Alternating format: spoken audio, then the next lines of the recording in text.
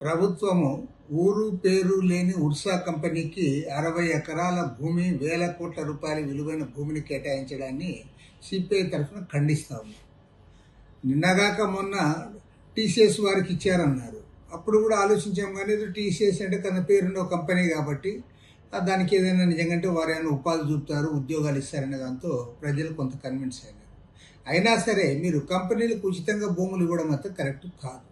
కారణం ఏమంటే ఇవాళ ప్రభుత్వ రంగ సంస్థలకి, కేంద్ర ప్రభుత్వ ఆధ్వర్యంలో నడిచే సంస్థలకి మీరు కోట్ల రూపాయలు తీసుకుని భూములు కేటాయించి మీరు ప్రైవేట్ కంపెనీలకు ఉచితంగా ఇస్తాము, రూపాయికి ఇస్తాము, 99 పైసలకి ఇస్తామంటే ఈ 99 పైసలు అంటేనే అందరు నవ్వుతా ఉన్నారు.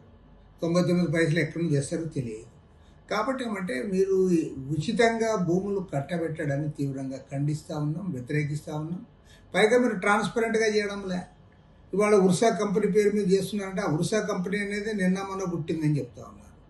కాబట్టి ఏమంటే దానికి ఏమాత్రం స్టాండింగ్ లేకపోయినా సరే దానికి వేల కోట్ల రూపాయల విలువైన భూములు ఈ రకంగా కేటాయించడం సరైనది కాదు. నేను ప్రభుత్వానికి ఒకటే హెచ్చరిక చేయదలుచుకున్నాను. ఇవాళ ఎందుకంటే ప్రభుత్వం యొక్క అధీనంలో వేల ఎకరాల భూములు ఉన్నాయి. ఒక రకంగా చెప్పంటే లక్షల ఎకరాల భూములు కూడా ఉన్నాయి. ఇప్పుడు ముఖ్యంగా మన ఆంధ్ర రాష్ట్రంలో ఏమంటే అమరావతి రాజధాని ప్రాంతంలో రైతుల నుంచి ల్యాండ్ పూలింగ్ ద్వారా సేకరించిన భూమిని కూడా ఇవాళ మీరు డిస్ట్రిబ్యూట్ చేసే అధికారం మీకుంది. మేమందరం కూడా అమరావతి రాజధాని ఉండాలని కోరుతా ఉన్నాం.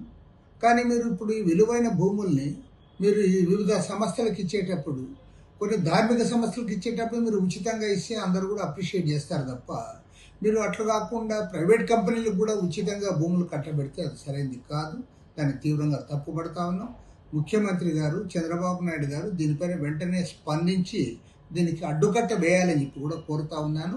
ఈ ఉర్సా కంపెనీకి ఇచ్చిన భూమిని ఆ కేటాయింపును రద్దు చేయాలని చెప్పి కూడా కోరుతాను.